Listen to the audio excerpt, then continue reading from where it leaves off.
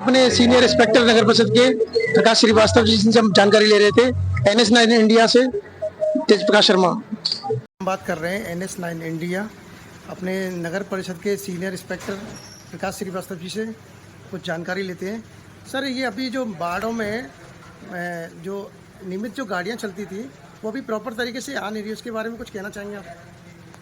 Door to door कचरा संग्रह करने के लिए नगर परिषद में समय मात्र 4-5 गाड़ियां ही काम कर रही हैं डोर टू डोर कलेक्शन, जबकि आबादी को देखते हुए, जनसंख्या को देखते हुए कम से कम 30 गाड़ियों की आवश्यकता है।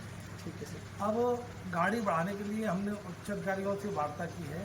इसका विकल्प सोचा जा रहा है कि अपन इसका ठेका करें या नई गाड़ी परचेज करें या पुरानी गाड़ियों को सही कराएं। जो पुरानी गाड़ी है वो ज़्यादातर कंडम स्थिति में आ चुकी है, इसलिए डोर टू डोर कलेक्शन के लिए निश्चित रूप से व्यवस्थाओं में सुधार किया जाएगा और दूसरे सभी प्रयासरत हैं। और दूसरा सर, हमें बाड़ों से कुछ हमने जानकारी ली है, तो वहाँ पे चौराहे पे जो है ना, वहाँ पे कचरे के ढेर लगे रहते हैं, उसके बारे में क्या कहना चाहेंगे आप? देखिए, ये सभी नगर निकायों में निर्धारित स्थान होते हैं कचरा कलेक्शन पॉइंट, जहाँ आसपास के सफाई कर्मी कचरा का कलेक्शन करते हैं। उन स्थानों पर ट्रैक्टर ट्रॉली से संसाधनों से उस कचरे को नियमित रूप से भरवाया जाता है। दोनों टाइम सफाई करवाई जाती है। यदि फिर भी कहीं कोई ऐसा पॉइंट रह जाता है तो शिकायत मिलने पर उसे तुरंत हटवाया जाता है। दूसरा, इसकी शिकायतें कुछ पेपरों में भी हमें प्राप्त हुई थी, जिसको देखते हुए हमने कचरा भरने के संसाधनों में वृद्धि की है। संवेदक से 2 ट्रैक्टर और 1 लोडर अपन ने और अतिरिक्त लिया है, तो जिसको अपन शाम को 2 बजे से और रात्रि तक चलाते हैं।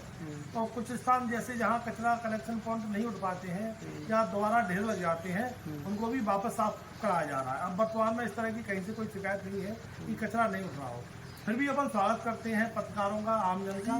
कहीं से भी हमें कोई शिकायत मिलती है तो उसको हम तुरंत निस्तारित करते हैं, और कचरा नहीं उठने की उसके बाद हमें कोई शिकायत प्राप्त भी नहीं हुई अब।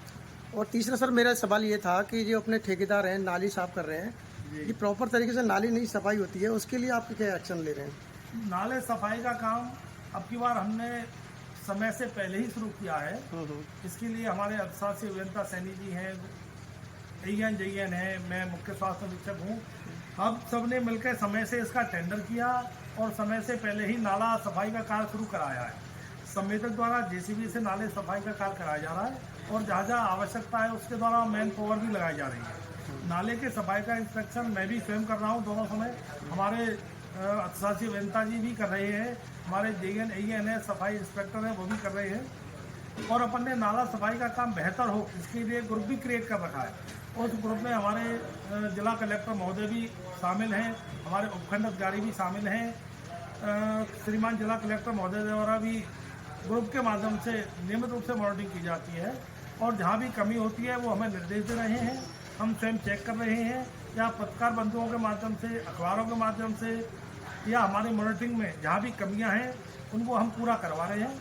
और ठेकेदार को अपन ने पाबंदी कर रखा है कि जिन स्थानों से JCB से कचरा साफ नहीं हो सकता वहाँ मैन पावर लगाकर वो साफ करवाएं।